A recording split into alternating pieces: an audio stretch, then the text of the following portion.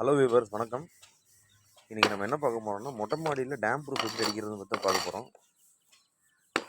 ஆக்சுவலாக இந்த dam proof அடிக்கிற ப்ராசஸ் பார்த்திங்கன்னா, இந்த மாதிரி காரை ஏதோ பேர்ந்துட்டு வர மாதிரி இருந்தால் செக் பண்ணி இதெல்லாம் பேத்தி எடுத்து சிமெண்ட் வேலையெல்லாம் பார்த்து அதுக்கப்புறம் நம்ம டேம் ப்ரூஃப் அடிக்கிறது உங்களுக்கு லைஃப் நல்லா கிடைக்கும். இல்லைன்னா அது ஏனந்தானு அப்படியே நம்ம மேலே அடிச்சிட்டோம்னா உங்களுக்கு இந்த மாதிரி பேர்ந்துக்கிட்டு வரதுக்கு வாய்ப்பு இருக்குது.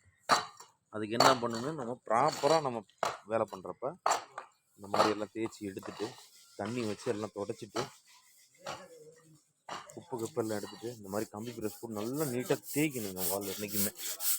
இந்த மாதிரி நம்ம தேய்ச்சி பண்ணுறப்ப உங்களுக்கு அது நல்லாயிருக்கும். அதனால தான் சொல்கிறோம், அடிக்கிறது 5 நிமிஷம் வேலைங்க, நம்ம தேய்ச்சி ரெடி பண்ணுறது தான் நமக்கு வேலை. அதில் லேட்டானால் பிரச்சனையே இல்லை, ஆனால் வேலை நமக்கு நின்று பேசும்.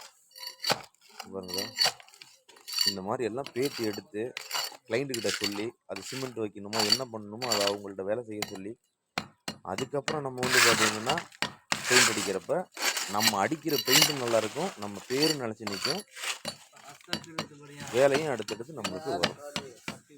ஓகே ஃப்ரெண்ட்ஸ், இதெல்லாம் எடுத்துகிட்டு உங்களுக்கு ப்ரைமர் அடித்து டேம் ப்ரூஃப் அடித்ததுக்கப்புறம் ரிசல்ட் என்னன்றது வீடியோ போட்டுக்கிறேன். ஓகே, பாய்.